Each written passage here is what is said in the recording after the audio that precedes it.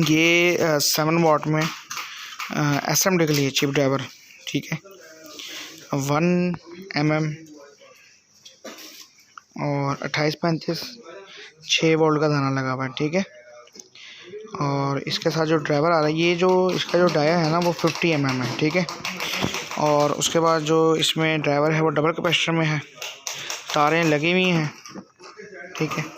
और लाट का ड्राइवर है, ये बड़ा बेहतरीन ड्राइवर के साथ मैच किया है हमने, तो वारंटी में ये सेल हो सकता है, अगर किसी को चाहिए हो तो रब्ता कर सकता है हमसे।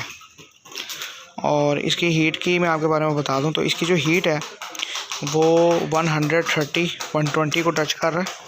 एलुमिनियम बॉडी के अंदर बेस्ट है, और अगर PVT के अंदर लगाना चाहें तो इसमें आपको हीट सिंक लगाना पड़ेगा।